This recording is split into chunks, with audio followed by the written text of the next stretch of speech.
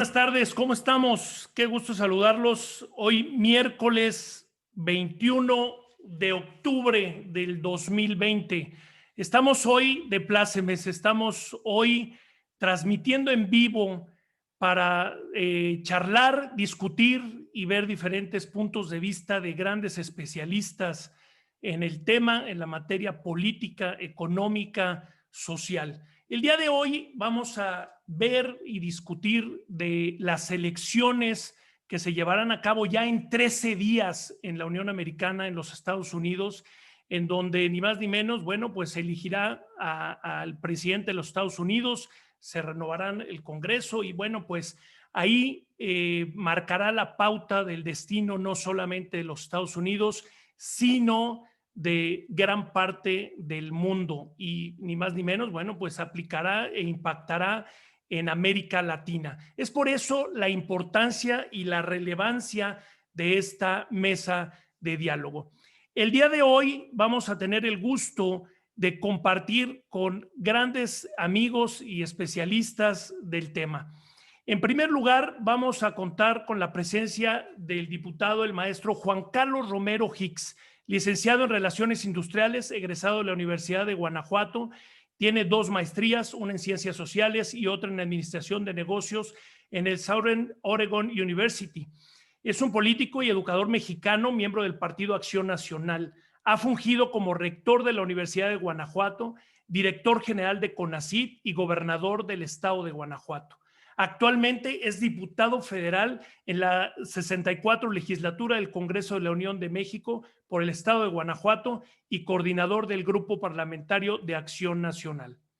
Por otra parte, tenemos también a Thomas Karig, ingeniero en construcción de vehículos por la FH de Múnich, Alemania, posgrado en Administración de Empresas por la FH de Múnich, en Alemania. Inicia su carrera en Volkswagen de México en 1980. Se desempeñó en diversos puestos directivos en el área financiera, director de nuevos proyectos del New Beetle, del Jetta A4, además de director de Relaciones Públicas y Asuntos de Gobierno. De 2007 hasta 2017 fungió como vicepresidente de Relaciones Corporativas, responsable de Relaciones Gubernamentales, Aduana y Tratados Comerciales, Comunicación Corporativo, Asuntos Legales y Government Risk and Compliance. Ocupó cargos del Consejo de CAMEXA, Cámara México-Alemana de Comercio e Industria, presidente del Consejo del 2014 al 2007, AMIA, Asociación Mexicana de Industria Automotriz, y del Patronato de la Industria Alemana para la Cultura. Contamos también con la grata presencia el día de hoy de Ildefonso Guajardo, economista y político mexicano. Estudió la carrera de licenciado en Economía de la Universidad Autónoma de Nuevo León. Cuenta también con una maestría en Economía por la Universidad Estatal de Arizona y estudios doctorales en Finanzas Públicas y Economía por la Universidad de Pensilvania. Fue durante 6 años secretario de Economía de México y líder del equipo mexicano para la negociación del TEMEC. Fue también 2 veces diputado federal por Nuevo León. En noviembre del 2015 fue condecorado con la Gran Cruz de Orden de Isabel la Católica por parte del gobierno de España. Ha sido integrante de la lista anual de los 300 líderes mexicanos más importantes en múltiples ediciones. Contamos también con la presencia del doctor Carlos Ronderos, consultor en comercio y negocios internacionales, doctor en economía.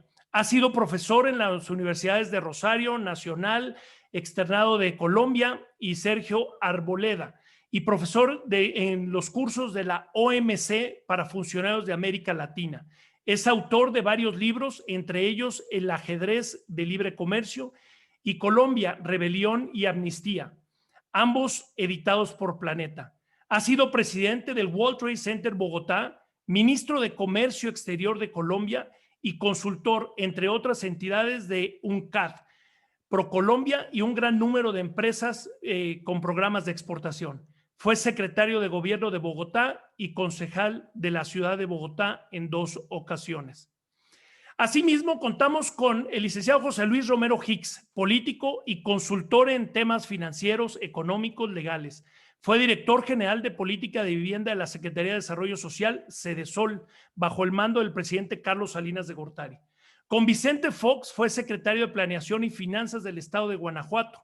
Además, se desempeñó como director general del Banco Nacional de Comercio Exterior, Bancomext, miembro del Consejo de Administración de Petróleos Mexicanos, Pemex, del Infonavit, FOBI y FOBISTE. Fue consejero económico de la Embajada Mexicana en Japón y consejero en Comercio y Economía en la Embajada de México en la India. Bueno, pues así están el día de hoy ya con nosotros todos y cada uno de ellos. Muy buenas noches, ¿cómo están? Qué gusto saludarlos. Si me ayudan prendiendo su micrófono. Y bienvenidos sean todos ustedes. Hoy, sin duda, esta mesa. Buenas acompañarte, Jorge.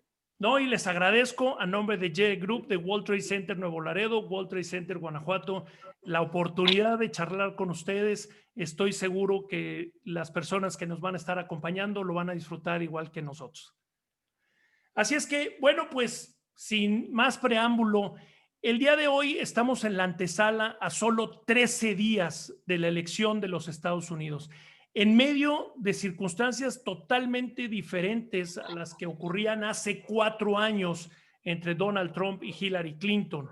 Hoy estamos en medio de una pandemia nunca antes vista, por lo menos en nuestras generaciones, en donde ya ha habido más de 41 millones de contagiados, poco más de 1.13 millones de fallecidos, y Estados Unidos a la cabeza de los contagios y de los fallecidos. Estamos en medio de una guerra comercial entre Estados Unidos y China. Estamos en medio de relaciones desgastadas de un país llamado la primera potencia con diferentes países, un desgaste con América Latina, un discurso restrictivo en materia de migración y un sinnúmero de temas. A vista de ustedes, desde su área expertise, ¿cómo estamos llegando a esta elección? José Luis Romero Hicks, por favor. Bueno, mira, pues antes que nada, te saludo, Jorge, saludo a la audiencia, por supuesto a Carlos, a Ildefonso, a Tomás y a Juan Carlos, mi hermano. Fíjate que yo creo que la gran trascendencia o la relevancia de estas próximas elecciones dentro de 13 días, como tú bien apuntabas, es que francamente estamos tomándole más interés en esta elección porque la sorpresa sería que se reeligiera Trump. De hecho, todo el mundo estamos esperando que sí pueda haber alternancia, que no se reelija el presidente Trump, y lo más probable es que Joe Biden quede como candidato demócrata ganador.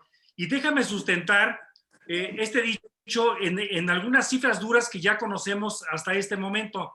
Mira, en el promedio de todas las fuentes de información, en una publicación que hizo El País esta mañana, el promedio de las fuentes le dan un 83% de probabilidad de que gane Trump. Otro de los modelos importantes que sustenta esta tesis de que seguramente no habrá alternancia es el modelo 538, que es otra fuente también de cálculo de probabilidades de quién pueda ganar. 538, Jorge, está esperando que Biden tenga el 87% de las preferencias electorales o de las probabilidades electorales para ganar. En el modelo de apuestas, que es donde la gente dice, bueno, pues ¿dónde pones tu dinero?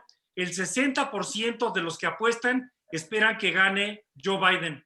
En el modelo de la revista The Economist, aquí es inclusive mucho más fuerte, es el 91% que esperan que gane Biden. Y finalmente, en el modelo de expertos, que se llama The Good Judgment, el 85% del modelo de expertos espera que gane Joe Biden. Entonces, a 13 días de la elección, la gran sorpresa sería que no gane Biden, y en ese sentido creo que es el interés que ha cobrado esta elección. Ahora, ¿qué implicaciones tiene para diferentes actores? Pues mira, solo apuntando rápidamente, implicaciones para Estados Unidos.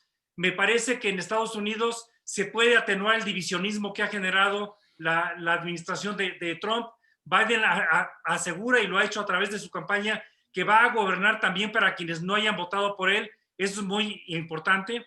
Otra implicación para los estadounidenses, y déjame ser un poco satírico, es que los verificadores de hechos, los fact-checkers, pues se van a quedar desempleados, porque una característica de la administración de Trump es precisamente esta parte de que aparentemente dice muchas mentiras. Otro cambio que se esperaría también en Estados Unidos es un cambio en lo que tú mencionabas en la política de contrato contra el COVID-19. Se esperaría que Biden fuera mucho más proactivo que lo que ha hecho Trump. De hecho, hoy le preguntaron a Trump qué cambiaría si se reelige con el COVID-19 y dijo, no mucho. Otro de los cambios importantes es en materia energética, en donde seguramente Biden impulsaría las energías limpias y renovables, y eso afectaría también mucho la agenda con México, en donde México no ha seguido esta política de energías limpias y renovables, y se esperaría una presión sobre la administración de López Obrador en ese sentido.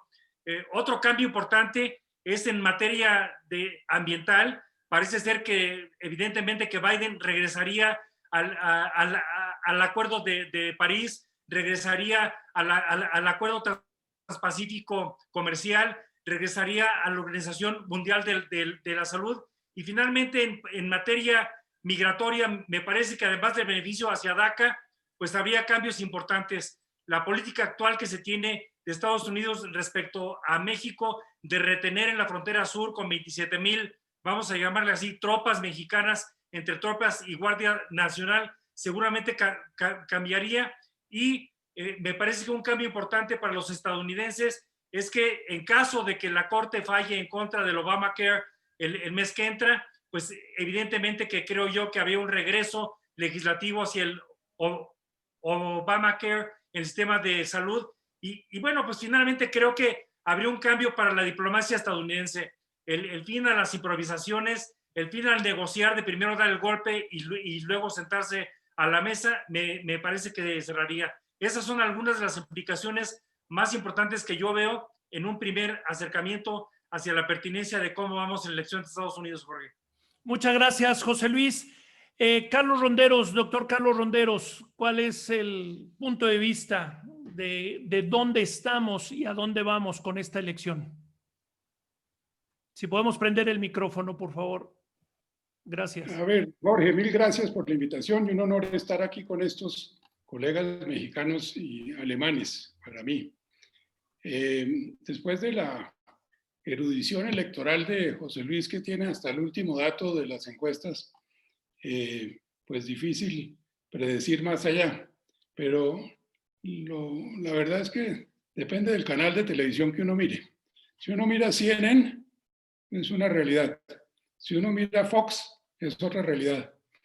Y como es una elección tan supremamente peleada y la elección no se gana por mayoría de votos como no se ganó la vez anterior, en esos swing states todavía quedan algunos datos por definir. He visto diferentes encuestas para la Florida, en que a veces gana Trump y a veces gana que tiene un número importante, más de 20 delegados electorales. De manera que el mapa electoral es muy complejo y muy incierto.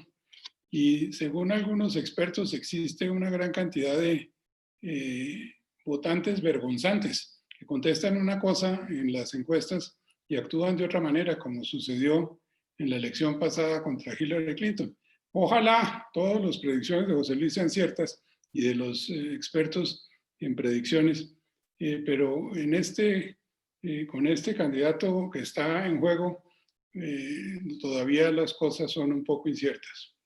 De manera que no me jugaría el todo por el todo a una definición todavía. Ahora, los puntos que ha resaltado José Luis son todos muy importantes, pero quiero también anotar que es muy concorde con lo que él ha dicho y que me pareció muy interesante todo el proceso de las audiencias públicas para la elección de la juez Barrett, de Amy Coney Barrett, para la Corte Suprema de Justicia, porque allá florecieron todas las diferencias que más allá de Trump existen entre el Partido Demócrata y el Partido Republicano, porque además de elegir un presidente nuevo, estamos cambiando de partidos que tienen claras diferencias ideológicas. Y estas diferencias ideológicas se hacen absolutamente evidentes en temas como en los temas de la comunidad gay, en temas ambientales, como lo ha hecho José Luis, pero en otra gran cantidad de temas que están sobre la mesa y que van a ir a la Corte Suprema de Justicia. Entonces me parece que Ahí hay una buena ventana en esa discusión que se dio en el Senado de los Estados Unidos sobre cuáles son las diferencias políticas. Ahora, los impactos van a ser muchos, no solo en reunirse con las instituciones multilaterales de las que se ha retirado, sino en general con respecto al multilateralismo. La OMC la tiene absolutamente bloqueada los Estados Unidos. No cree en el multilateralismo.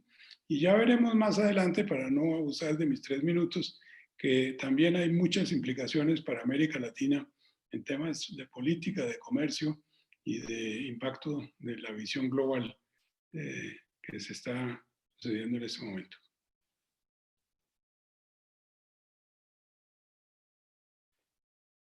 Muchas gracias, Carlos. Y Delfonso, ¿dónde estamos? ¿Dónde estamos en este momento en la elección y dónde está el mundo asomado viendo esta elección? Si podemos prender el micro, por favor. Gracias.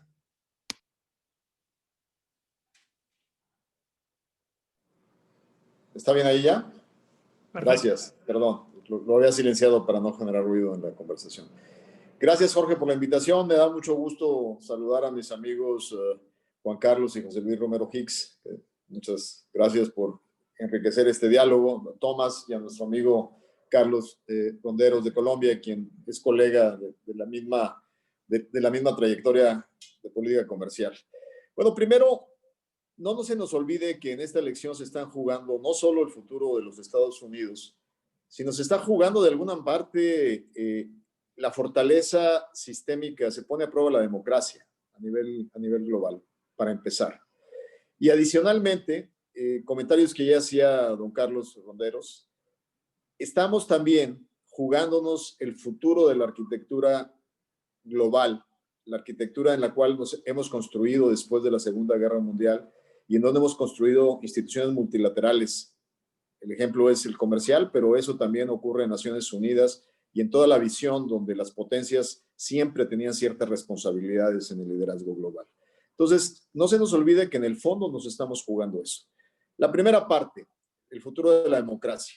Primero, tenemos que el presidente Trump ha hecho un modelo que se ha replicado en otros países del mundo, donde la política se está haciendo a base de generar esta polarización de la sociedad. Y esto es un elemento destructivo que sin duda nos está destruyendo los sistemas sobre los cuales se ha basado la apertura democrática, la realidad democrática en nuestros países. Esa parte, el presidente Trump ha sido claro. Inclusive hay dudas sobre el reconocimiento, si esta se termina siendo una elección cerrada, hay dudas sobre el reconocimiento de la victoria electoral del candidato Biden, si su victoria no es clara y contundente. Segundo, el contexto político que se ha desarrollado previo a la elección es muy claro, muy difícil, muy complejo. Primero, el aceleramiento del tema de COVID y el posicionamiento del presidente Trump frente al mismo. Segundo, todas las protestas sociales en materia racial que han sido sin duda un parteaguas en el esquema y fue parte de un debate muy álgido donde los republicanos o el presidente Trump quiso poner en el centro ley y orden, cuando el tema de fondo es un tema distinto en el debate, pero que sin duda dejará marcado el futuro de la política en Estados Unidos. Y el tercero, sin duda, yo creo que en el fondo lo que está por definir esta elección es la participación de las minorías para el futuro de la nación vecina. Eso es por una parte, digamos, el contexto general sobre el cual nos estamos jugando todos, seas estadounidense o no, el futuro. Segundo, por cierto, en materia de riesgo democrático, una encuesta reciente que se hizo por CNN dice que el 70% de los electores ven a su democracia en riesgo, de los cuales el 78% son demócratas y el 61% son republicanos. Es que tanto demócratas como republicanos están preocupados por el futuro de la democracia de su país. Ahora, escuché a José Luis y al doctor, a don Carlos, hablar de este tema sobre la comparación de la elección del 16. José Luis nos da números muy fortalecidos comparados. Yo me levanté el día 8 de noviembre del 16 viendo un 70% de probabilidades de triunfo de Hillary y conforme avanzó el día en mi sala de control en la Secretaría de Economía vimos cómo las cosas empezaron a cambiar. Pero sin embargo, hay tres tendencias que nos permitían asegurar que en esta ocasión es distinta.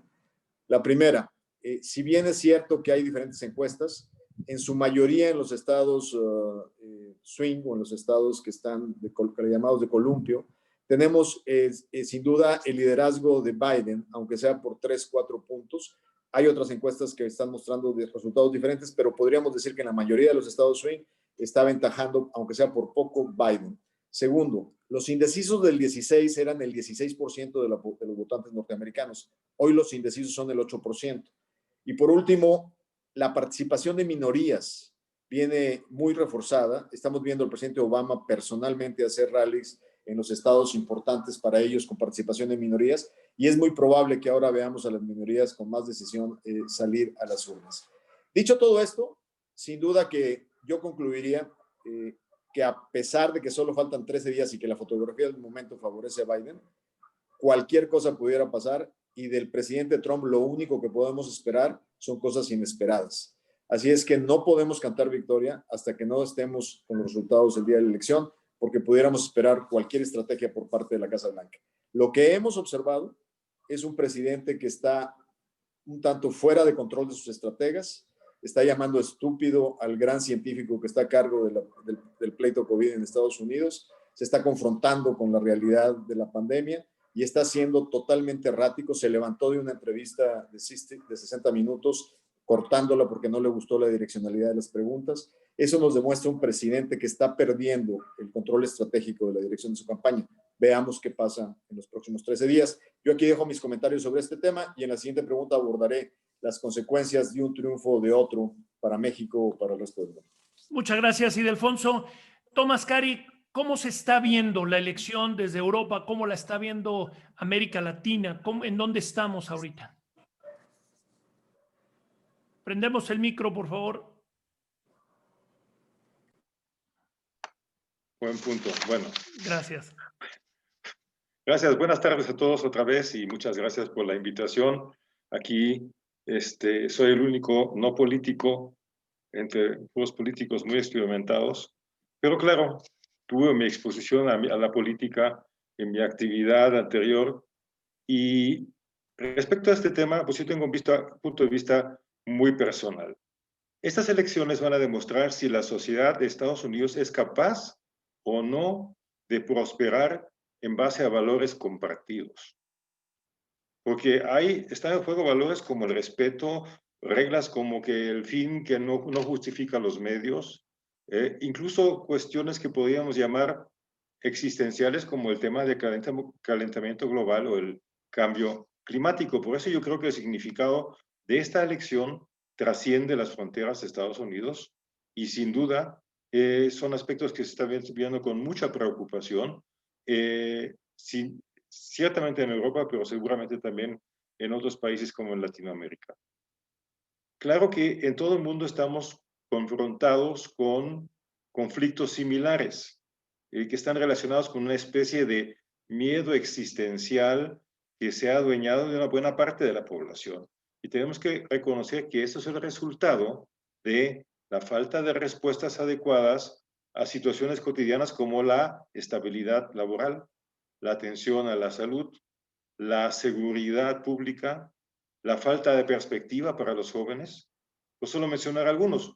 Y estos son preocupaciones y temas que no solamente deben atender los gobiernos, ahí también entran con mucha responsabilidad y mucha posibilidad de aportar los empresarios. Pero bueno, en parte esto explica estas nuevas tendencias políticas que estamos viendo en todo el mundo y que todavía algunos nos sorprenden y nos preocupan. Son evidentes cuando vemos el desarrollo de Estados Unidos, pero también en México. Lo hemos visto en muchos países de Latinoamérica. En Europa, el Brexit, que está muy caliente en este momento, es el efecto más evidente. El Medio Oriente es un desastre después de la fracasada primavera árabe, etcétera, etcétera, ¿no? Ahora, regresando al señor Trump, él ganó las elecciones con un eslogan que yo nunca acabé de entender. Esto de Make America Great Again. Porque para mí, no había duda que Estados Unidos era, en aquel entonces y desde mucho tiempo, el país más poderoso, económicamente, políticamente, militarmente, líderes en tecnología, pero también con una voz muy importante, con la voz de más peso en las organizaciones internacionales que ellos mismos ayudaron a crear. El sistema político de la democracia representativa y republicana es en buena parte invento de los Estados Unidos, promovido y asimilado por muchos países del mundo. Entonces, Estados Unidos para mí era el país donde hay reglas y las reglas se cumplen. Como en todas las películas y todas las series americanas, al final siempre ganan los buenos, ¿no? Ahora, después de 4 años, me parece que esa grandeza de los Estados Unidos ahora sí se ha mermado, ¿no? Ahora sí ha mermado en muchos aspectos. Acabo de ver una noticia que decía que finalmente China rebasó a los Estados Unidos en cuanto a Producto Interno Bruto por paridad de poder de compra, ¿no? Entonces, ni siquiera ya son la economía más poderosa del mundo. Y en la política internacional yo creo que ya solo el emir de los Emiratos Árabes Unidos le hace caso al señor Trump. Y finalmente, la pandemia ha demostrado la incapacidad y la incompetencia de los que gobiernan actualmente los Estados Unidos, y tal parece que eso podría ser lo que incline la balanza hacia Joe Biden. Aquí dejaría mi comentario en este momento. Muchísimas gracias, Tomás. Y pasamos al cierre de esta primera ronda con Juan Carlos Romero Hicks, por favor. Buenas noches a la audiencia y saludo a todos los panelistas, cada uno con un perfil de gran experiencia. Esta elección la quiero ver desde el punto de vista de México. México y Estados Unidos comparten la frontera prácticamente de las más grandes del mundo, y quien esté en la presidencia de Estados Unidos va a tener un papel muy importante porque va a revisar de manera conjunta el futuro del TEMEC, situación que se llevará a cabo en el 6º aniversario de entrada en vigor en 2026, de acuerdo con el numeral 2 del artículo determinado del tratado. ¿Cuáles son las grandes preocupaciones del electorado en Estados Unidos? Pues primero es la economía, segundo es el tema de la salud, tercero es la sucesión de la posición en la corte de la ministra que acaba de fallecer y que tuvo un papel muy importante en el ámbito de los derechos. Está la pandemia, el crimen, pero para nuestra mala fortuna, el tema de la migración no está en el espectro de amplia participación.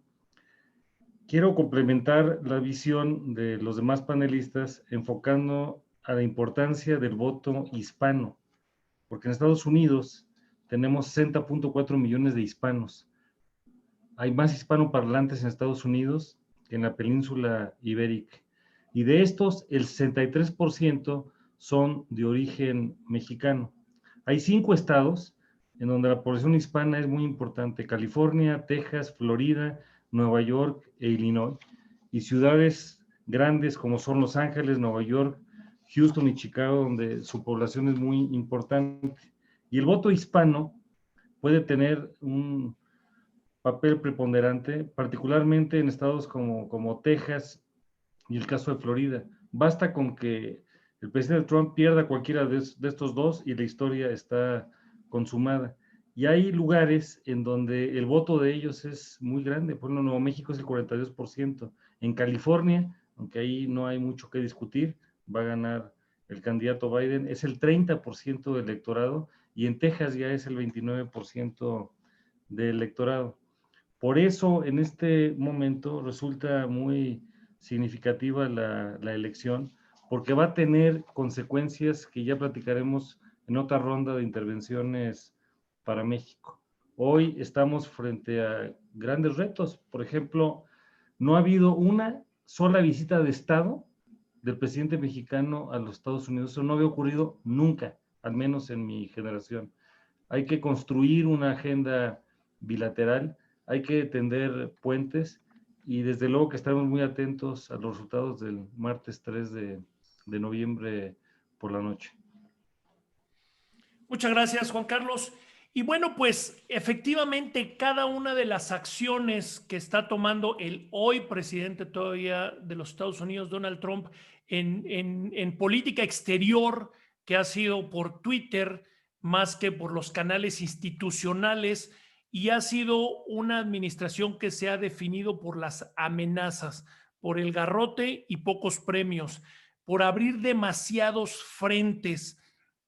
En estos 4 años se definió el replanteamiento del NAFTA, del Telecán, y nace el nuevo TEMEC o USMCA. Y Delfonso Guajardo, te toca coordinar y liderar desde la política pública del gobierno federal mexicano esta nueva negociación. ¿En qué se pone en riesgo si se reelige Donald Trump, o en qué se beneficia si gana Biden en materia de tratados y acuerdos comerciales? Prendemos el micro, por favor.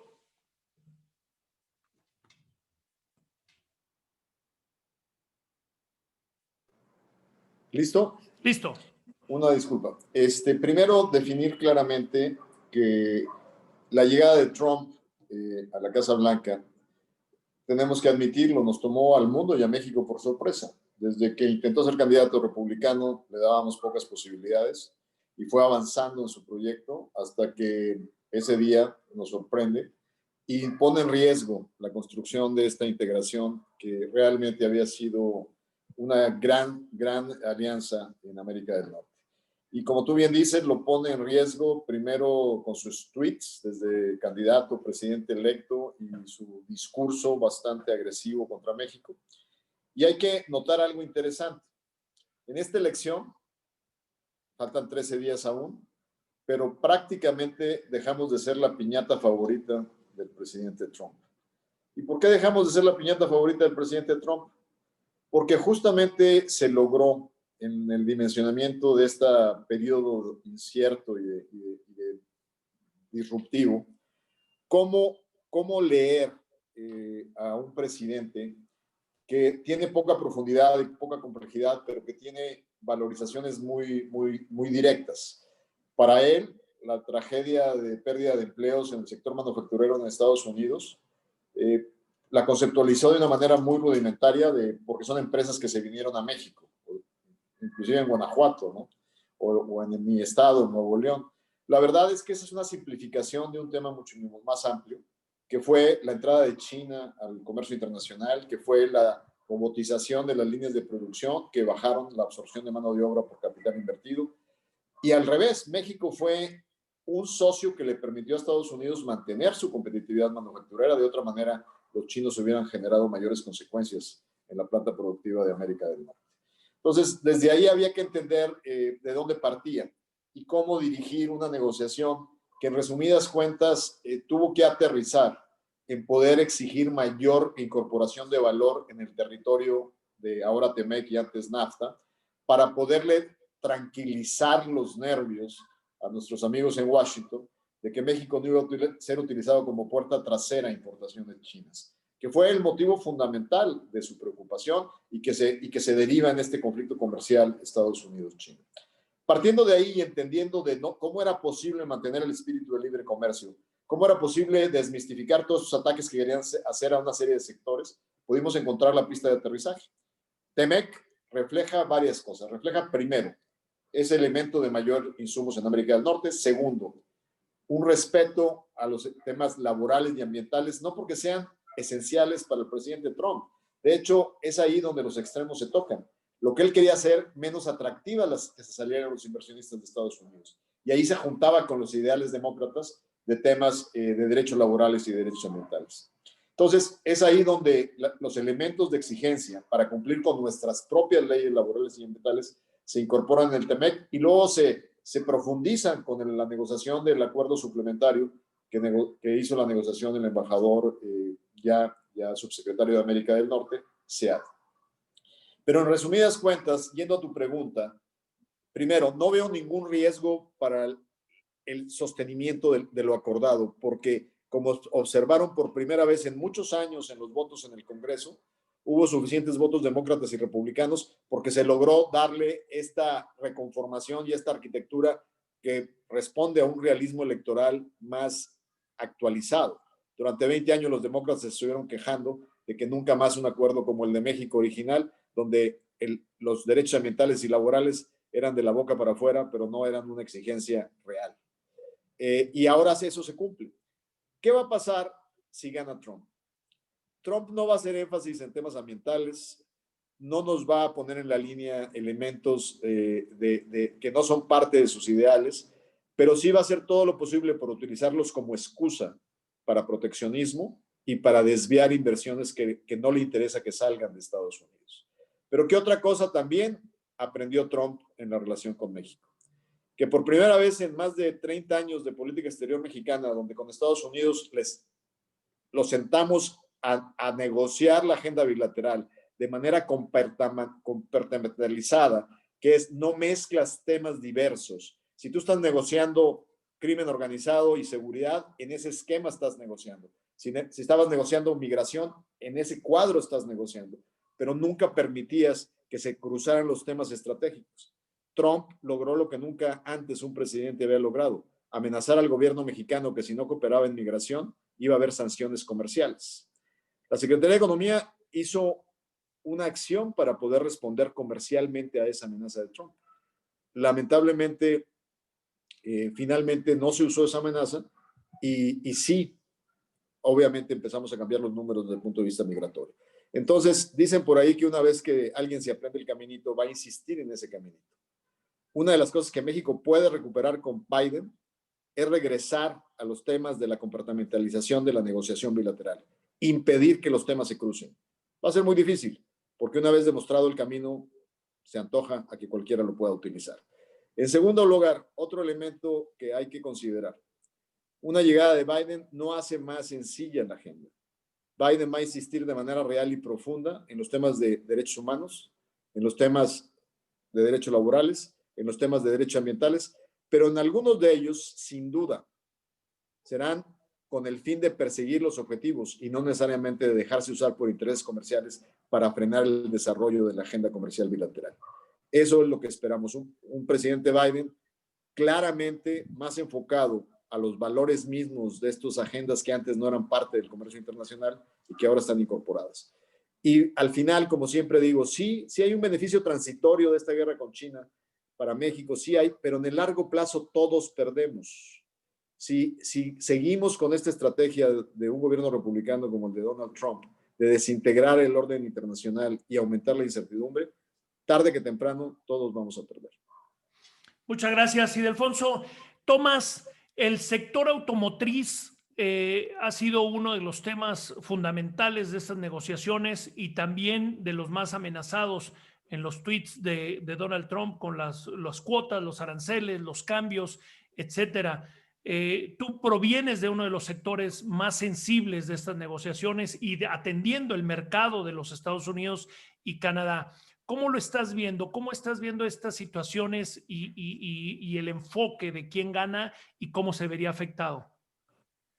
Mira, desde el punto de vista general, afortunadamente algo que ha sido evidente durante los 4 años de Trump, como por cierto también hasta cierto punto en México, con el cambio de régimen, es que en el mundo globalizado de hoy, las empresas se desempeñan con mucha independencia de las corrientes políticas, a pesar de las restricciones a las cuales se les pretende sujetar. Y una buena muestra de ello fue precisamente el proceso de renegociación del Telecán, donde a pesar de mucha retórica proteccionista del gobierno de Estados Unidos, finalmente aceptó la continuidad de esta relación que no tenía alternativa. Y también el gobierno de Andrés Manuel López Obrador, contrario a una posible posición ideológica de izquierda, avaló los acuerdos al que llegó el equipo negociador. Para la industria automotriz, el TEMEC sí tiene consecuencias que desde un punto de vista de costos y competitividad internacional se pueden calificar de negativas, pero las nuevas reglas tampoco son incumplibles. Sin duda, le agregan exigencias adicionales a la industria en México, pero también en los Estados Unidos y Canadá, y que no necesariamente van a ser favorables para la atracción de nuevos inversionistas. Afortunadamente para México, en la industria automotriz mexicana, las grandes inversiones se decidieron antes del señor Trump y de la renegociación del Telecán, y las plantas están construidas y están funcionando. El reto para México ahora es mantenerlo así, procurar que las capacidades, una vez instaladas, se puedan aprovechar. Y la gran ventaja que México tiene en este contexto es que este aprovechamiento de las capacidades se puede lograr no solamente exportando a los Estados Unidos, sino que a muchos otros países del mundo.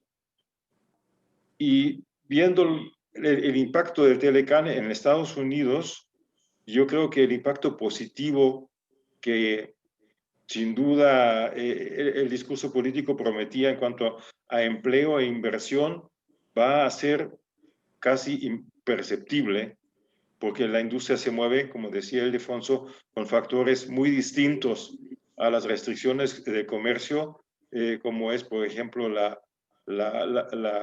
robotización de las fábricas. Y esto igualmente vale, por supuesto, también para la relación con China, ¿no? Hasta ahí dejaría yo el tema de la industria automotriz.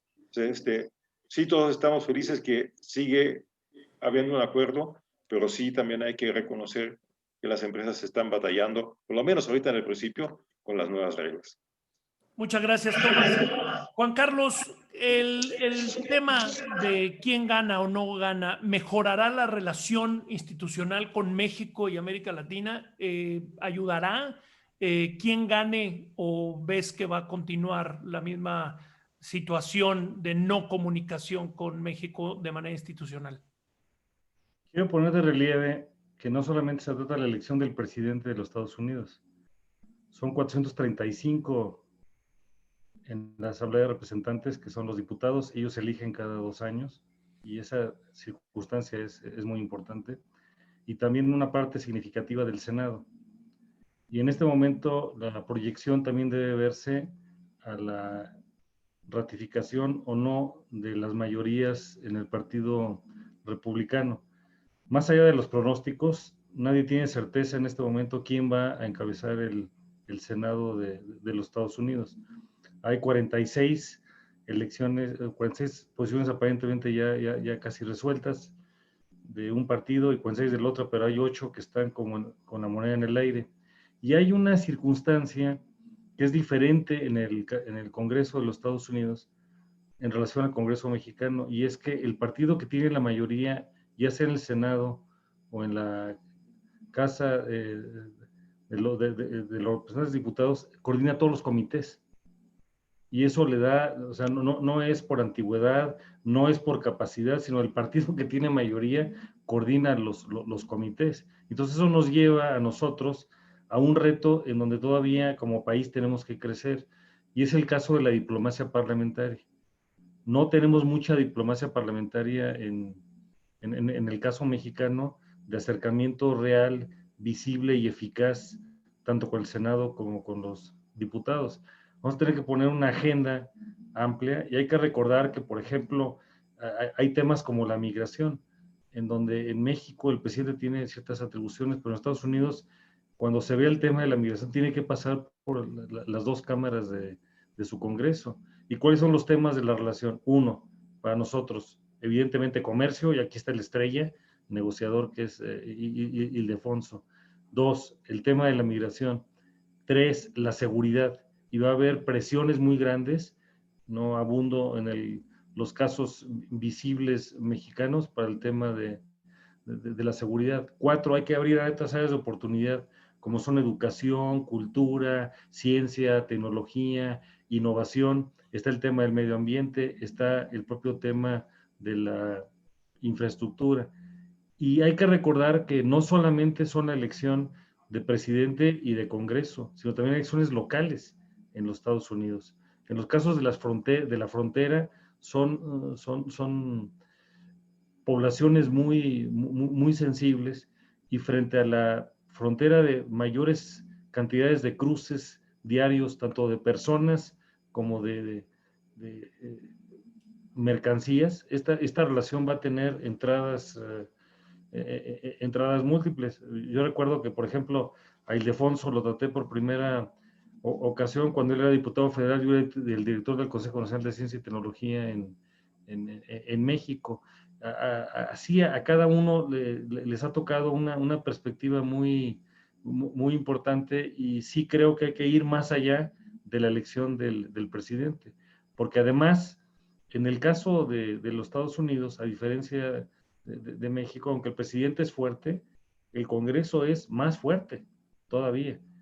Washington, y lo destaco, es una ciudad que se hizo con toda la arquitectura masónica y el diseño para ser capital. El eje de Washington no es la Casa Blanca, es el Capitolio. Así está diseñado el trazo de la propia ciudad. Cada quien tiene lo suyo. Entonces, vamos a tener que ver el resultado del presidente, de ambas cámaras del Congreso y también las elecciones locales.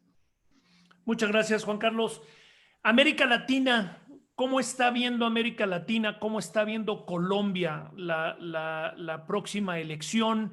¿Y cuál es el rol que va a jugar en esta relación con quien gane la elección y los congresos? Carlos Ronderos. Gracias, Jorge. Sí, lo que decía Alfonso ilustra mucho lo que va a pasar acá, porque los tratados de libre comercio que tenemos Colombia, Perú y Chile son tratados de la que llaman vieja generación. Si bien son más modernos que el Tratado de Libre Comercio de México con los Estados Unidos original, y al de Colombia, por una presión de los demócratas en el Congreso, se le introdujo una cláusula de carácter laboral como una adición posterior para su ratificación, siguen siendo tratados de vieja generación. Y si bien trata de temas laborales, no llega al extremo que llegó el TEMEC de fijar salarios mínimos por hora, o temas de normas de origen tan estrictas como las que hay. Es más, las normas de origen en los tratados que existen aquí en estos países son más flexibles, lo cual permite, pues desde luego, como lo decía Ildefonso, la posible triangulación de empresas chinas hacia los mercados norteamericanos. Entonces, lo que se oye aquí de manera permanente y de funcionarios de la embajada y de demás es que muy probablemente una reelección de Trump signifique una renegociación, que siguen en línea los tratados de libre comercio de Colombia, Perú y Chile. Y eso obviamente afectará enormemente las posibilidades de unos tratados que no han despegado en su totalidad, por lo menos en la dimensión que lo ha hecho el de México. Y tiene otras consecuencias, dada la posición contra cualquier forma de multilateralismo, y lo vimos en el acuerdo del Asia-Pacífico, en lo que es la Alianza del Pacífico, que también afecta a México, puesto que en la Alianza del Pacífico era un embrión muy importante dentro de toda esta mirada hacia el Pacífico, que desde luego no le gusta a los Estados Unidos. Y lo estamos viendo en casi que una amenaza permanente a los países del Cono Sur y de la zona andina sobre sus relaciones con China. Para poner un ejemplo, Colombia no se ha atrevido a suscribir el acuerdo de la ruta de la seda con México, con China, según se entiende por presiones de los Estados Unidos, porque se volvió un campo de batalla de parte de Estados Unidos, formando lo que sería una nueva guerra fría en estos países. Guerra fría que se expresa en situaciones muy preocupantes, como el manejo entre los de derecha y de lo de la izquierda, esa polarización que han venido hablando mis antecesores, esa manera de manejar el tema de Venezuela, que nos ha causado 2 millones de migrantes en Colombia, que no tenemos capacidad de recibirlos, y otros tantos en Perú y en Chile, en una confrontación que no ha permitido un manejo más diplomático de situaciones delicadas para la democracia y para la convivencia regional, como las que están sucediendo en Venezuela. Y entonces eso ha puesto a Colombia en una situación muy complicada a través del Grupo de Lima, a través de una confrontación hemisférica en que se rapan bandos. Hoy en día celebran el triunfo de Bolivia, el triunfo de Argentina de Fernández, y el otro lado celebran el triunfo de Piñera. Y es un continente que lo estamos despedazando a pedazos con una política que, de continuar el presidente Trump, va a persistir en esto entre una derecha y una izquierda radical, y en contra de cualquier forma de multilateralismo y más bien de renegociaciones individuales para tratar de favorecer, con una visión absolutamente absurda del comercio exterior, en que los tratados de libre comercio le quitan empleo a los Estados Unidos. Era la versión de Awful Truth de Moore, el periodista, que era, entre otras, demócrata, no republicano. Entonces, creo que una posible elección de Biden pues dará más garantía en los tratados que tenemos firmados, en poder avanzar hacia una alianza del Pacífico con una verdadera vocación de integración hacia el Asia-Pacífico, y suavizar estos enfrentamientos entre posiciones diferentes en los diferentes países para lograr una mayor integración de los países de América Latina. Creo que ya me excedí en el tiempo, pero algunas reflexiones sobre el impacto que eso tendrá en nuestra región. Muy bien. José Luis, este tipo de relaciones tan accidentadas que se han dado estos 4 años, el desgaste de la política exterior, en donde podría estar atentándose contra la hegemonía del poder de los Estados Unidos, y el desgaste que se ha tenido con otros gobiernos, ¿en dónde nos coloca América Latina y dónde coloca las nuevas posiciones de negociaciones de América Latina con Asia, con Europa y con el Medio Oriente? Pues mira, no es una respuesta sencilla, pero evidentemente que el estilo de negociación de Trump ha dejado mucho que desear, pues no solo por la confrontación directa que hemos y que se ha citado por varios de ustedes con China, sino que hoy en día, pues como tú lo decías, Estados Unidos se ha desgastado con prácticamente todo el mundo, y parecería que la máxima esa de que mientras México ya no sea piñata para estarle pegando a México es una cosa positiva. La realidad de las cosas es que en la relación con América Latina, y sobre todo con América Central, pero también con América Latina, hay varios temas que es importante que tenemos que recordar. Por ejemplo, está el famoso Triángulo del Norte, en el norte de América Central, la frontera con México, la política de Estados Unidos con Honduras, Guatemala y El Salvador. Ese sería uno de los grandes cambios en caso de darse la alternancia con Joe Biden al frente.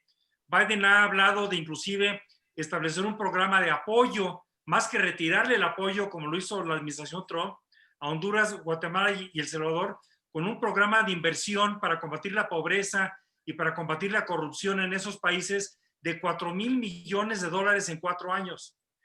Un cambio también que se esperaría muy importante, pues es en la relación que se ha tenido con Cuba. La administración Obama, de la cual fue vicepresidente Joe Biden, bueno, pues fue una administración que vio un acercamiento de los Estados Unidos hacia Cuba, y yo esperaría que, de triunfar Biden, regresaríamos a algún tipo de acercamiento con Cuba. No estoy seguro de que ese seguiría con Venezuela, pero bueno, creo que sí habría un reacercamiento con Cuba, a diferencia de lo que ha hecho la administración Obama. Otro de los cambios que yo esperaría es que hay que recordar que Biden, que por cierto es una persona que conocemos mucho más de su visión hacia América Latina y hacia México, porque cuando era vicepresidente nos visitó en el 2003, nos visitó en el 2016, tiene una visión continental, y creo que hay 2 temas importantes que Biden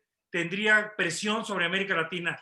Todo el tema de la corrupción y el tema del fortalecimiento de la democracia.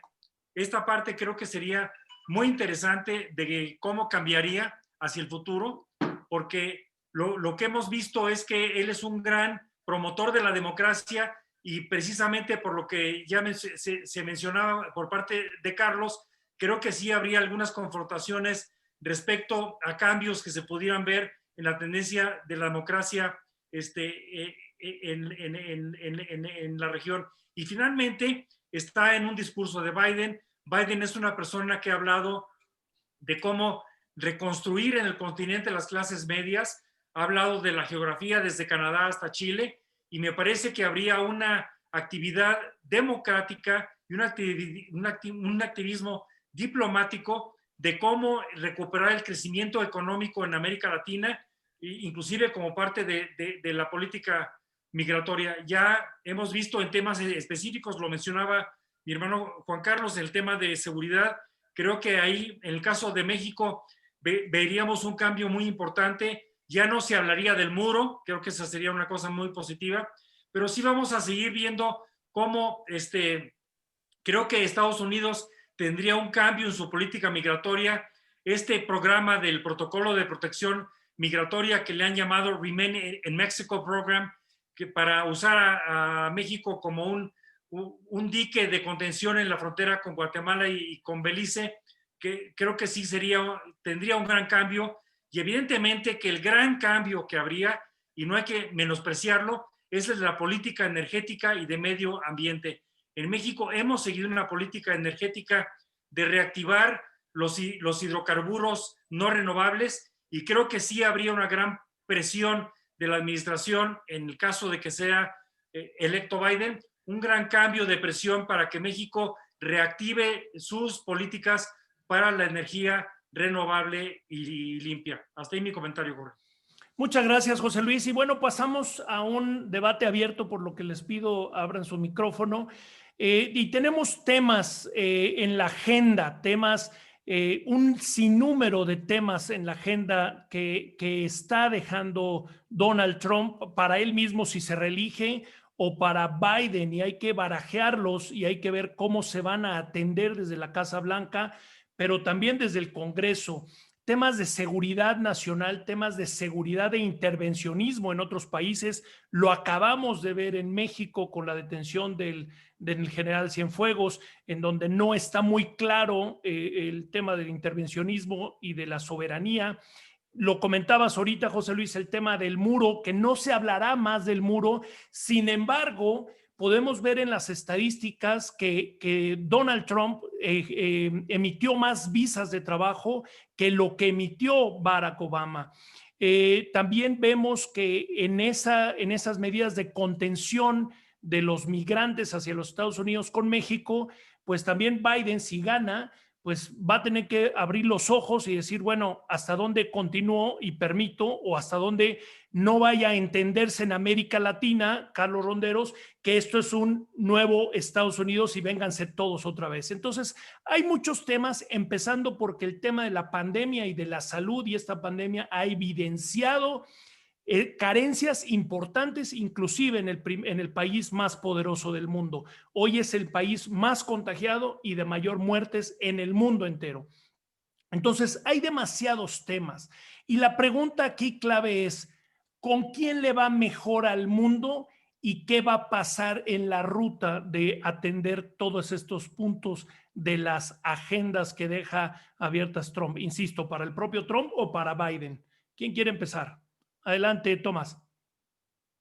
Yo sinceramente pienso que para el futuro del mundo sí es necesario que cambie el gobierno de los Estados Unidos. El simple hecho de estar negando el impacto del cambio climático es irresponsable y puede tener consecuencias más catastróficas que la pandemia que estamos viviendo. Y ya vimos que Trump no tiene la menor idea cómo enfrentar este tipo de fenómenos. Y otro punto que creo que es elemental es que creo que muchos políticos del mundo, sobre todo en Europa, pero también en América Latina, van a estar agradecidos de ya no tener que tratar con este presidente de los Estados Unidos.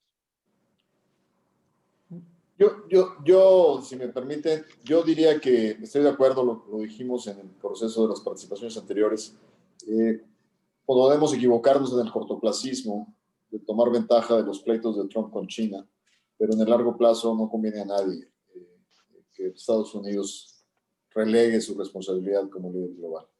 Eso es indiscutible, pero aquí yo haría un comentario muy específico. No esperemos demasiado de una presidencia de Biden en un regreso a un esquema de libre comercio y de facilitación, porque de alguna manera estamos en el mundo de la política y los demócratas tienen perfectamente medido que hay una parte del electorado que se siente defraudada o que ha perdido oportunidades. Interpretan mal debido a quién, pero de alguna manera el sueño americano, como bien se comentó desde el inicio, así como ha cambiado el sueño de muchas clases medias en el mundo, está sufriendo un esquema de reordenamiento mundial y de la irresponsabilidad de los gobiernos de poder avanzar una agenda social que realmente haga el crecimiento compartido.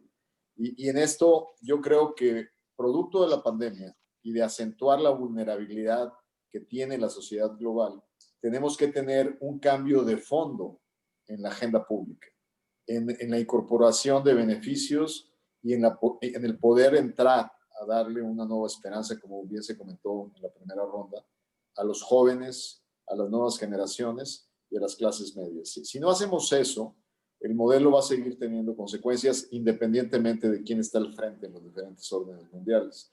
Yo creo que en el caso de Biden vamos a tener las presiones de una política industrial norteamericana que va a intentar recuperar espacios. Vamos a seguir teniendo las presiones de un Biden, de que el mundo, de esta visión de que el mundo no compita con empleos baratos que lesionen la seguridad social de los trabajadores en los países desarrollados. Y entonces no nos vayamos con la impresión de que si gana Biden regresaremos a los 25 años de libre comercio que experimentamos en las últimas décadas, ¿no? Vamos a un mundo complejo, con una agenda distinta y con un grupo de visión más responsable, más institucional, más predictivo, más sujeto a las reglas, pero al mismo tiempo con ideas muy preconcebidas en cuanto a cómo debe de ser la internacionalización. Si me permites, Jorge, Adelante. recoger lo que está diciendo Alfonso, que comparto plenamente. En Estados Unidos los proteccionistas son los demócratas y los que han defendido el libre comercio son los republicanos. De manera que no hay muchas ilusiones que se deba uno hacer con respecto a la gran apertura que harán los demócratas. Y ahí me surgió una inquietud porque con todo este tema de la reconfiguración de las cadenas de valor global que se ha planteado como parte de ese proteccionismo con lo que se llama el nearshoring o el reshoring, ¿hasta qué punto va a suceder y cómo va a afectar eso a América Latina? Porque se nos ha vendido un cuento y en ese sentido me imagino es que los que han sobre todo Alfonso ha reiterado que en el corto plazo favorece a México, es que esas cadenas de valor global ya no se queden en Asia, sino que vengan a América Latina.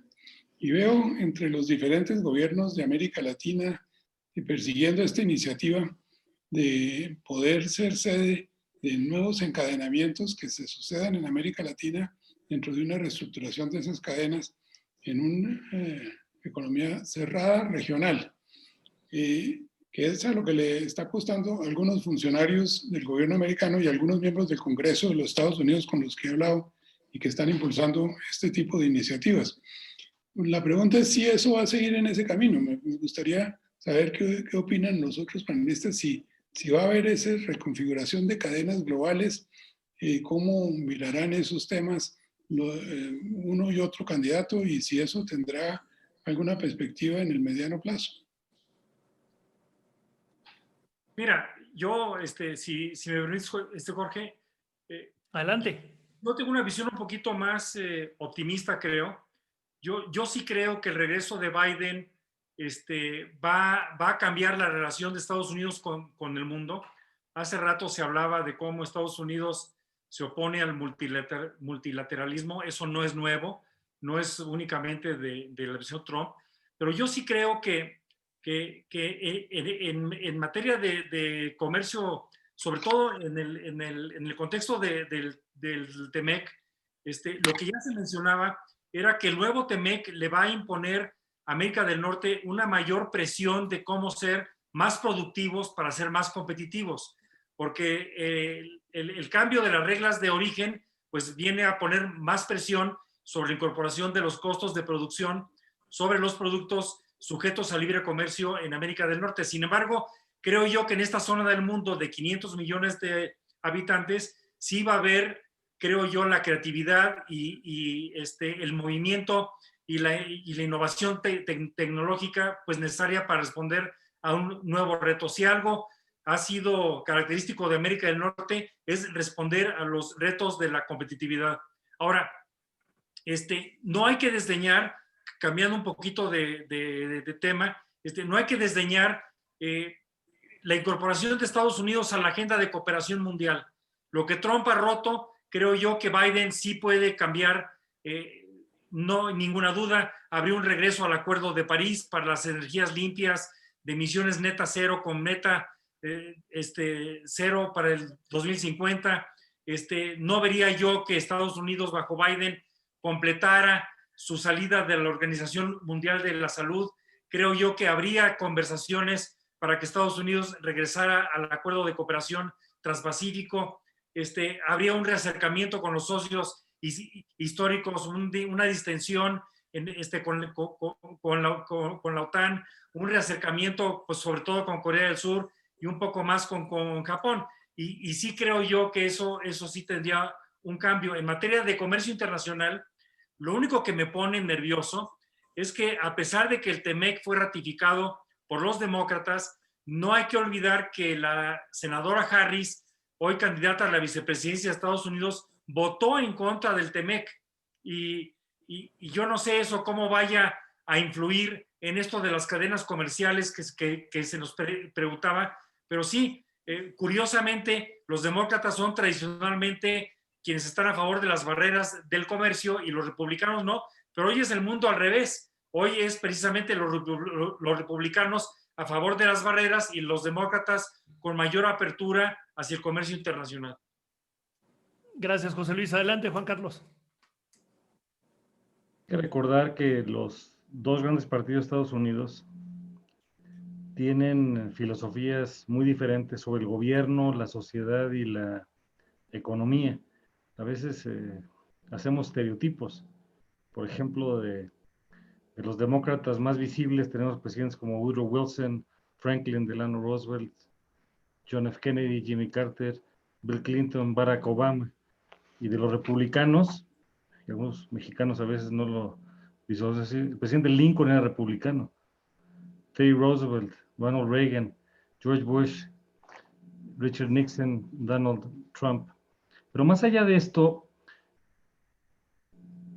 el estereotipo a veces falla. Por ejemplo, jamás me imaginé, y venimos de una familia bicultural, José Luis y un servidor, y nos gusta platicar en familia, que para hablar con Dios en español, y que ser bilingüe es como tener dos manos, pero ser bicultural es tocar el piano. Jamás me imaginé tener dos presidentes populistas, ineptos y dogmáticos al mismo tiempo, en México y en los Estados Unidos. Así como tampoco me imaginé tener en Estados Unidos un presidente empresario que le tiene miedo a México, le tiene miedo a la competencia, un presidente empresario. Entonces, tenemos que matizar todo esto y sobre todo trabajar en agendas de futuro para tener mejores condiciones. Porque llega un momento en la relación México-Estados Unidos donde los temas son muy difíciles. Como decía el presidente Díaz, pobre México tan lejos de Dios y tan cerca de los Estados Unidos. Y lo que tenemos que hacer es reconstruir las comunidades. Por ejemplo, esto va a presionar no solamente a ver la parte gubernamental, sino que al menos hay 3 sectores que tienen que construir. 1, el sector económico con el sector económico de Estados Unidos. 2, el sector académico, que puede hacer mucho trabajo. Y 3, todo el sector gubernamental. Y en la parte gubernamental me refiero a los gobiernos locales, estatales, el Congreso en los Estados Unidos, la relación del Ejecutivo Federal, porque en un descuido, más que amigos, lo que tenemos son intereses. Hace muchos años, Alan Ryding escribía, y él fue el corresponsal del New York Times. Nosotros estuvimos con él en un evento en Texas hace años, de vecinos distantes. Entonces, ¿dónde están los temas donde va a haber una incidencia? Pues evidentemente, uno es el tema de la seguridad, y eso no lo hemos resuelto en México. 2, está el manejo de la pandemia. Si llegara el presidente Biden, el manejo va a ser completamente diferente. Y aquí sí digo un juicio de valor. El manejo de la pandemia de ambos presidentes actuales ha sido un desastre. 3, en el tema de la migración puede haber nuevas consideraciones. 4, todas las consecuencias del TEMEC, que aquí está el gran negociador, evidentemente, pues es cumplir el tema. 4, el tema de la economía, que no va a ser menor. Cuando Estados Unidos estornuda, nosotros nos dan neumonía y tenemos un problema económico de un decrecimiento este año que va entre 8 y el 12%, y las economías van a estar sumamente conectadas. 5, como ya se comentó aquí el día de hoy, está el tema de la democracia. Y 6, habrá que ir abriendo espacios de oportunidad donde podemos construir, ya lo platicábamos, educación, ciencia, tecnología, innovación. Entonces, creo que la apuesta de México no es estar esperando quién va a ganar, sino cómo construir una nueva agenda en el futuro. Y hoy, a mí me pesa como mexicano, tenemos un presidente débil, que se arrodilla al presidente de los Estados Unidos, que no tiene una visión global del mundo, y necesitamos entonces, frente a ese vacío, aunque la política exterior la conduce el presidente de la República, con el acompañamiento principal del Senado y en algunas cosas de la Cámara de Diputados, necesitamos que todos los liderazgos mexicanos veamos hacia un mundo diferente. Y Delfonso, te veía como con ganas de opinar. No.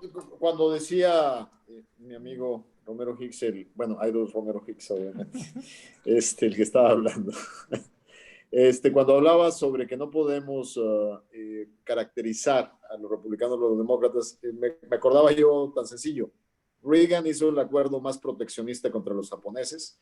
A Clinton le debemos que los demócratas votaron por el NAFTA y Obama hizo el TPP. Entonces, más claro de que no podemos hacer las caracterizaciones que dice bien Juan Carlos, pues creo que tiene mucha razón. O sea, no hagamos una predisposición de las posiciones partidistas. Los presidentes representan intereses más allá de sus partidos.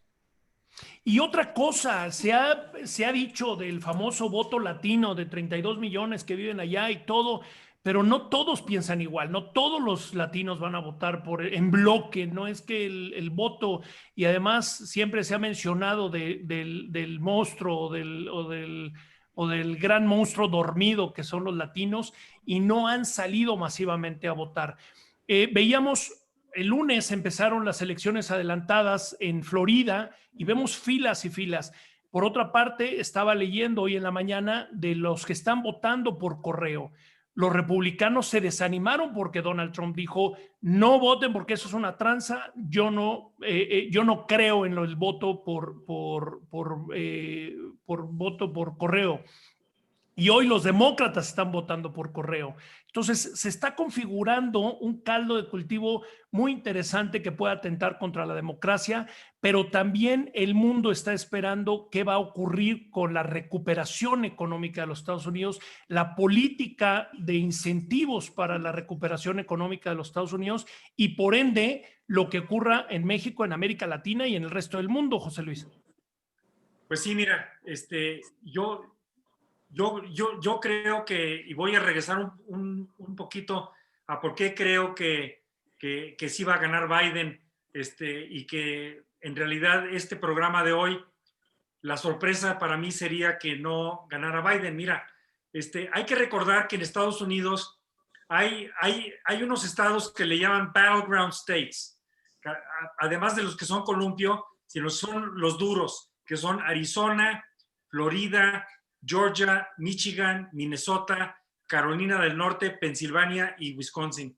Y en todos estos, independientemente de si vemos Fox News o CNN, hay dos fuentes que yo consulto mucho. Uno es Real Clear Politics, RCP, y el de 538. Bueno, en todos ellos, al día de hoy, o al día de ayer que chequé las últimas, en todos Biden adelanta. Entonces, no solo en encuesta abierta se espera que Biden coseche mayor número de votos, Jorge, sino que también se espera que gane el colegio electoral.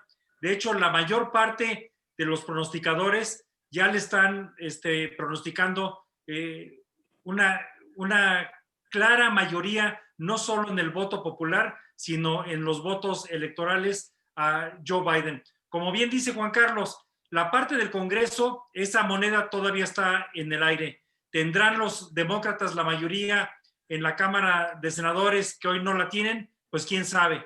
¿Conservarán los demócratas en la Asamblea de Representantes que hoy tienen? Pues no lo sabemos. Pero lo que sí creo yo es que en estos estados battleground states, en todos los pronósticos, inclusive en los de Fox News, se espera que tenga una mayoría Biden. Y como decía Juan Carlos también hace rato, el caso de Florida.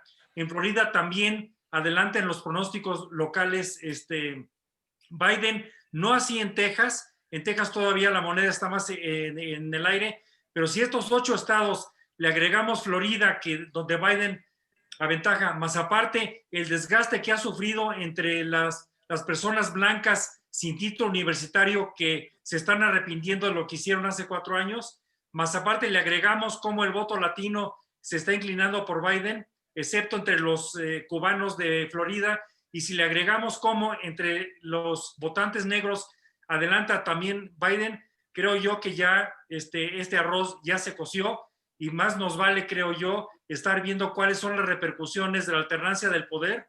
Quién sabe si tengan el poder ejecutivo y el legislativo. Quizás sería hasta más sano estructuralmente que si gana Biden, conserven los republicanos el poder legislativo para tener pesos y contrapesos. Pero bueno, eso ya es meterse en la dinámica de la política interna, Jorge. Ayer 6 periódicos y 3 de ellos que nunca se habían pronunciado a favor de ningún partido ni ningún candidato, ayer se pronunciaron por Biden. Ayer ya públicamente, hoy amanecieron las columnas, públicamente sus editoriales con una tendencia. Y para el cierre, vámonos ahorita al cierre y aprovecho para agradecer a TV4 que está grabando, está transmitiendo y va a hacer la repetición de este programa este sábado, y comprometiéndolos a ustedes que tengamos la mesa el día 4, el mismo miércoles, pero el 4 de noviembre, para ver qué es lo que va a ocurrir. Pues sus quinielas, las quinielas de cada uno, porque mencionaba lo de TV4 porque queda grabado esto y ya lo repetiremos el miércoles 4, si ustedes me lo permiten y vuelven a acompañarnos y ver cómo está lo que dijeron y cómo está el escenario el día 4, cómo es lo que está ocurriendo. Y finalmente también acomodando en la pregunta para que cada quien dé una conclusión o un comentario de cierre. Quien gane las elecciones del 3 de noviembre afectará o beneficiará o modificará las tendencias de los países latinoamericanos en sus próximas elecciones? Bien. ¿En cualquier orden? Adelante, por favor, y ya cerramos. Muy bien. Primero, sin duda, un triunfo de Biden. El presidente Trump creo que no va a aceptar los resultados de la elección. Vamos a tener un periodo de incertidumbre que puede ser relativamente amplio. Y efectivamente vamos a terminar con un resultado a favor de Biden, pero que va a tener cierta inestabilidad transitoria. La nueva política del presidente Biden, como se ha dicho aquí, y lo dijo José Luis Romero Hicks, va a beneficiar capítulos globales muy importantes, como es el regreso a los temas ecológicos, a los temas de calentamiento global, nos va a ayudar a reenfocar algunos temas que en México se han perdido, pero al mismo tiempo va a ser una presión fuerte sobre los temas tradicionales de la agenda en derechos humanos, derechos laborales, que tenemos que estar preparados para enfrentar. Hay un resentimiento de las filas demócratas con México. Recordemos que fuimos los únicos que invitamos a Trump como candidato a una visita. Eso les dolió mucho a los demócratas. Y luego fuimos en pleno proceso electoral a visitarlos, ya en estas épocas recientes. Esas dos acciones han irritado mucho la relación de los demócratas con México. Entonces tenemos que reencauzar, como ha sugerido Juan Carlos, nuestras relaciones en todos los niveles, el restablecimiento de la agenda de México, y tenemos que sanar heridas, tenemos que hacer administración de daños, porque sí hemos dejado muy resentidos a los demócratas con las acciones que ha tomado México. Y Delfonso, ¿y el resultado se verá influenciado México y América Latina en sus elecciones próximas? Yo digo, no me atrevería a hablar por América Latina, pero habrá un nuevo interés del presidente Biden sobre la región, que es saludable. Probablemente tenga influencia sobre los puntos críticos. A diferencia de mi amigo José Luis, yo no creo que Biden retome el diálogo con Cuba. Hay cosas que en la política son lecciones que se aprenden. Yo creo que parte de Florida que perjudicó mucho la elección fue justamente un castigo que le dio el voto de los cubanos en Florida a los demócratas. Y por lo tanto, creo que siendo Biden un animal político va a ser muy cuidadoso de cómo reconduce el diálogo en Cuba. Pero en otros temas creo que sí va a ser una energía positiva. La elección de México está demasiado distante, o sea, no caería, sino es cuando se empatan. O sea, en esta elección faltarían 4 años para el cierre del gobierno mexicano y se empata con la reelección del gobierno norteamericano. Digamos, da un parámetro de debate distinto, da una nueva conducción al debate entre Estados Unidos y México que puede traer nuevos aires en el debate mexicano, pero no creo que tenga la suficiente fuerza como para tener un impacto electoral.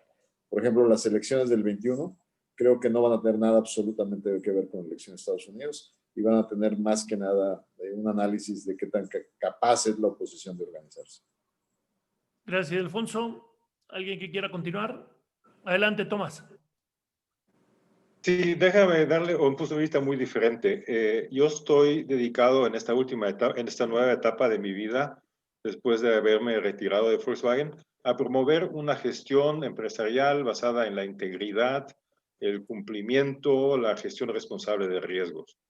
Y veo con mucha satisfacción que muchas empresas están adoptando la gobernabilidad y la integridad porque están convencidas que esto va a mejorar su desempeño, el desempeño de sus negocios. Y precisamente es un movimiento que está liderado por el empresariado de los Estados Unidos. El año pasado, el Business Roundtable, que integra las 190 empresas más importantes de Estados Unidos y con ello del mundo, declaró que abandonaban la primacía de servir solo a sus accionistas y que iban a tomar en cuenta las necesidades y expectativas de todos sus grupos de interés, de sus colaboradores, de sus proveedores, de sus comunidades, del medio ambiente, etc. En México, el Consejo Coordinador Empresarial publicó sus 10 principios de dimensión social que van básicamente en la misma dirección. Pero es difícil que las empresas sostengan estos principios cuando el gobierno no lo hace.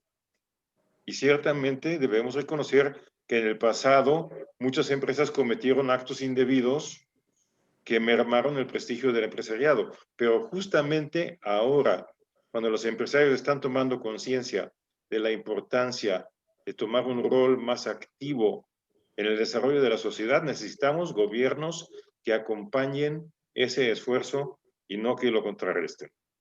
Y por eso yo espero que Joe Biden sea el próximo presidente de Estados Unidos y soy optimista que así va a ser porque cada vez hay más voces, como ya se dijo, en los mismos Estados Unidos diciendo que 4 años de Donald Trump fueron suficientes.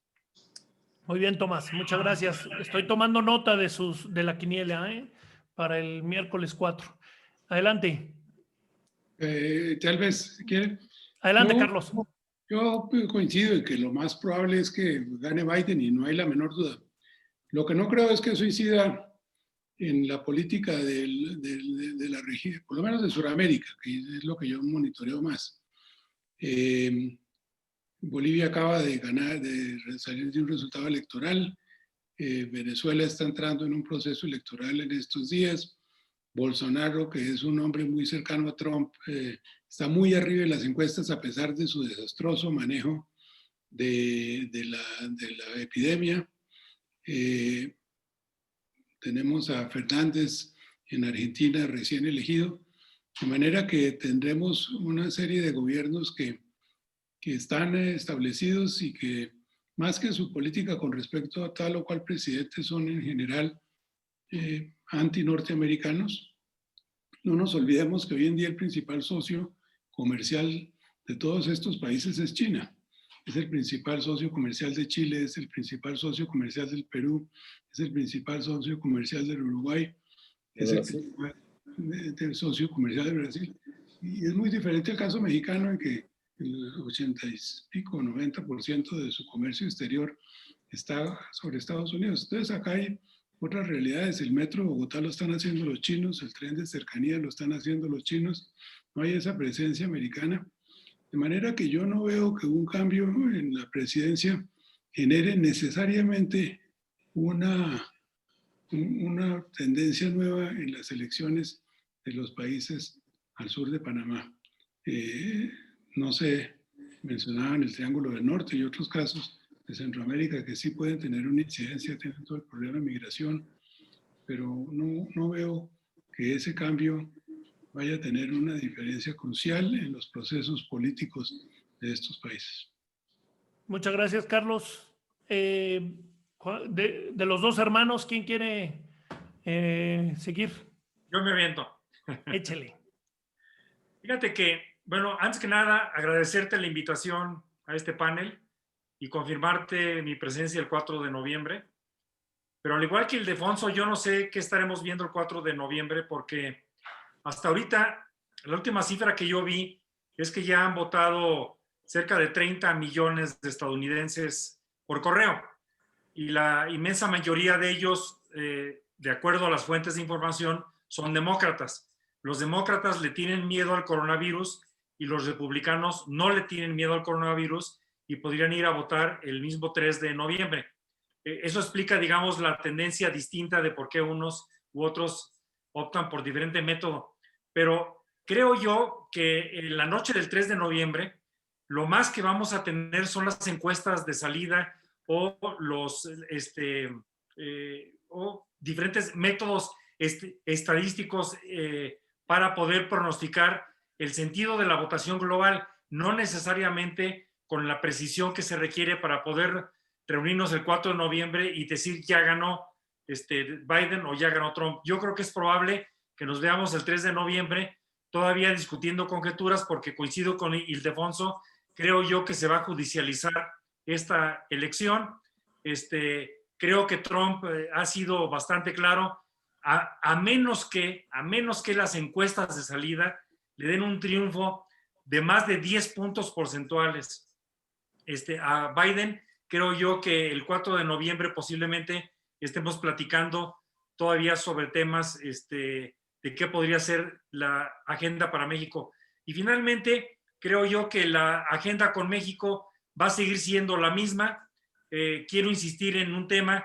Creo yo que el tema donde sí hay un choque de trenes, además de la agenda tradicional de los demócratas con América Latina, es este tema de energía y del medio ambiente.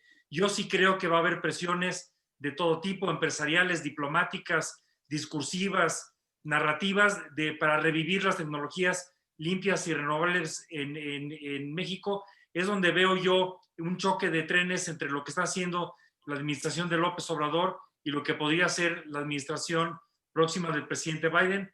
pero bueno, pues sí va a estar complicado, creo yo, el 4 de noviembre, quizá dar toda la certeza que se quiera. Ojalá y sí podamos decir el 4 de noviembre, alguien ganó. ¿Y tu quiniela? Biden. Biden, sí, ya lo había hecho 3 veces, 4 Muy bien, veces ya. nomás para estar seguro, que quede grabado. Adelante, Juan Carlos. Gracias por la invitación, Jorge, y un privilegio ver la perspectiva latinoamericana de don Carlos y la europea de don Tomás, y el reencuentro con amigos como Ildefonso y con mi hermano, con quien tengo una estimulación intelectual muy frecuente. Todo indicaría que el presidente va a ser Biden, pero esto se puede ir todavía hasta enero en el colegio electoral. Vamos a ver cómo están los resultados, porque en cualquier lugar del mundo ganar por más de 5 puntos es knockout. Si hay diferencias menores a 5 puntos en estos estados bisagra, todavía vamos a estar al borde de las interpretaciones, y ya nos ocurrió en la elección en la que el presidente Bush, hijo, le ganó al candidato demócrata Al Gore en el colegio electoral, porque tenemos que esperar lo que la Corte de Florida estaba por determinar. Pero más allá de este resultado, yo creo que hay que concentrarnos en el futuro. Primero, a mí me gustaría que el próximo presidente de Estados Unidos haga una visita de Estado a México y el mexicano a los Estados Unidos. Segundo, que construyamos una agenda para América del Norte, no solamente para los Estados Unidos. Recuperar este concepto de Bob Pastor que inició con el North American Community, en donde tenemos que construir una América del Norte. Y en esto aquí hay actores muy importantes que podemos tener. Tercero, la agenda bilateral. Y por otro lado, en esta agenda bilateral, no solamente la parte formal de los ejecutivos, sino los congresos locales, el Congreso Nacional, los gobernadores, los empresarios, los académicos, en una interacción diferente. Y eso es lo que nos tiene que impulsar. Estaremos listos para el día miércoles 4. Esperemos que no empecemos diciendo que lo único claro es que todo está confuso. Muchísimas gracias, Juan Carlos. Y bueno, no sé si alguien quiere hacer algún otro comentario. Si no, ¿algún otro comentario? ¿Alguien? Nada. Bueno, pues si no, muchísimas gracias a nombre de J Group, a nombre de World Trade Center Nuevo Laredo, World Trade Center Guanajuato y TV4. Muchísimas gracias por habernos acompañado en esta mesa de discusión, visión y análisis. Gracias, Ildefonso Guajardo. Gracias, Juan Carlos Romero Hicks. Gracias, Tomás Cari. Gracias, Carlos Ronderos. Y gracias, José Luis Romero Hicks. Gracias por esto y estoy seguro que estaremos atentos a los resultados y aquí nos vemos el miércoles 4 de noviembre del 2020 viendo a ver qué ocurrió. Gracias. Gracias, que les vaya bien. Cuídense. Muchas gracias. Gracias a ustedes. Gracias por habernos acompañado y recuerden el sábado la repetición en televisión abierta por TV4 y en las redes sociales. Muchísimas gracias. Que tengan buenas noches. Hasta luego. Buenas noches. Bye. Buenas noches. Buenas noches. Gracias.